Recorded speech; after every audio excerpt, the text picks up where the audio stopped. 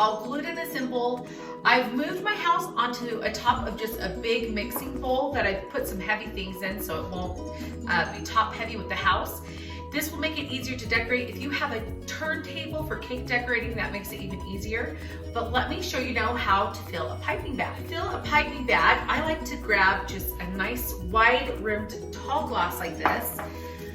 Take one of your piping bags, open it up, and we're just gonna pop it down into our glass and turn the piping bag over the glass, just kind of like you're putting a garbage can liner in a garbage can. And I'm going to use what is called an open star or a French star tip. And I'm going to just drop that down in the bottom of my piping bag. And I'm just going to cut off a bit so the piping tip can pass by the piping bag. There we go, just a bit. And I'm going to put that back in my glass.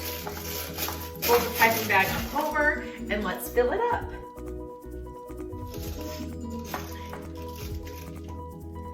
And I just use the side of the glass to wipe the royal icing my spoon off on. Now, you don't want to do too much at a time. The more full it is, the harder it's going to be to hold and control. So that's more than enough. You probably want to start with less if you're new at piping. I'm gathering it all together in my hand, and now I'm just going to start twisting it tight until, see how it's coming out of my piping bag? Now I'm just going to show you on my board how I'm piping these designs. So always keep your piping bag really nice and tight. Twist, twist, twist. I'm going to use my pointer finger and my thumb to help pinch it closed. If that's hard for you to do, you can put a rubber band on here or a little twist tie to keep it closed. I am just going to show you how to do a little shell border. So we're going to point our tip down. We're going to squeeze. When we're done squeezing, just pull it away. And see how it makes a little shell? I'm going to squeeze again. And I'm just going up to where I ended and squeezing and pulling away.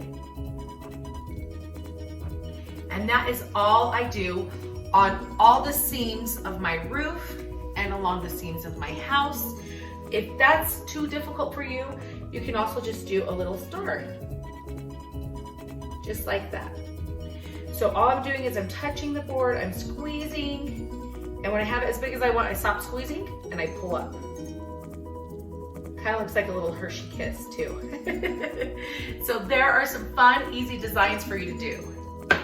So again, at an angle, touch the house, squeeze, pull, squeeze, stop squeezing, pull, squeeze, stop squeezing, pull, squeeze, stop squeezing, pull. See those gorgeous little borders? So that's all we're gonna do along the seams of our house. I'm gonna start on top here. I'm gonna squeeze.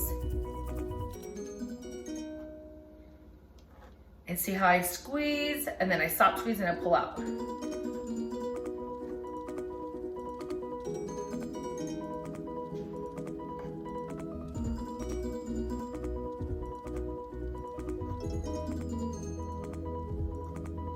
Perfect.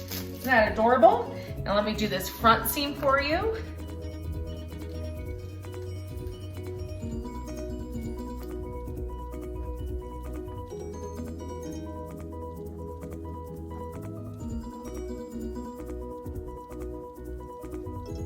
Now on the side of the house, I'm going to do the same design, and I'm going to start on this end, work my way up, up, up, and then start on this end, work my way up, up, up. And as you go through, just pick off any of the excess glue stick. That might be dangling like a little spider web. So here we go. I'm going to start at the bottom.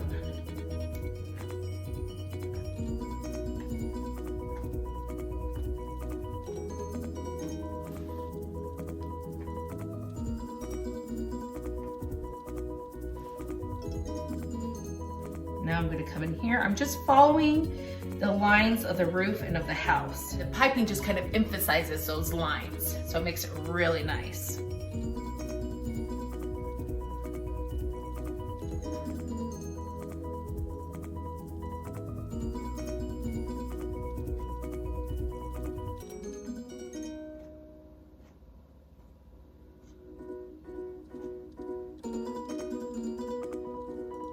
Usually just put a little dollop there. There we are. Isn't that cute? And now I'm just gonna do the back side of my house and then the other side, and then we'll move on to the windows. Doesn't that just look gorgeous? Now that we have all the piping done on the seams of our house, let's move on to doing our windows. So grab a piping bag, and you'll want to look for a round tip, so like a writing tip in your kit. And they vary in sizes, doesn't matter, it'll be perfect either way. And once again, we're gonna cut up a little into the piping bag so the piping tip can poke through. Drop that on in there. Perfect, see that? And now we're gonna use our handy little cup again, fold it over, and fill her up.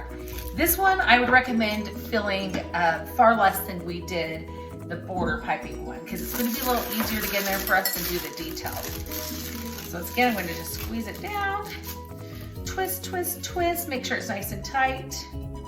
Look at that. So let's start on these back windows.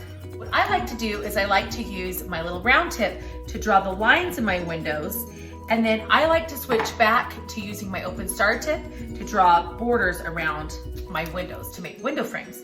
But if you like more of a solid line window frame, go ahead and use your round tip. But I am just going to draw, and once again, you can feel free to design your windows however you'd like. But I'm just going to start here, start squeezing, and just run straight across my window. And go down to this one. Oops. Sorry, it's kind of hard to pipe this way. And then you can add in as many little other bits as you'd like.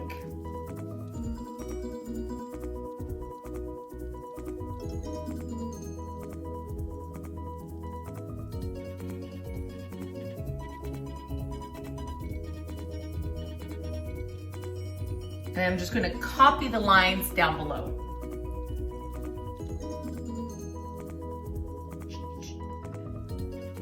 So there are the lines for my back windows. And now I'm going to do the same little kind of seashell design to go around and make my window frames. And I'm just going to do a smaller little bead. So that means I'm just squeezing less before I stop squeezing and pull away.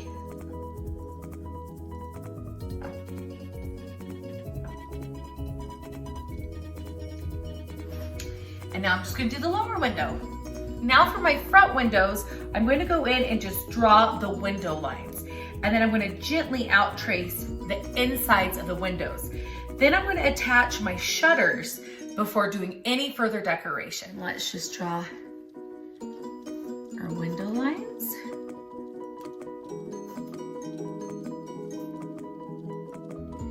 Make sure these line up.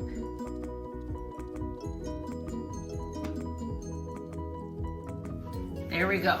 So my window lines are all drawn in. And now I'm just gonna go out around each window and just gently outline it.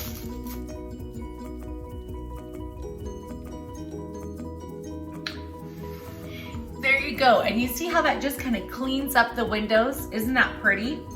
And now we're gonna move on to decorating our door frame, our door, and then also in here are our shutters. So this is where you can personalize and make it whatever color you'd like. Let's do our door.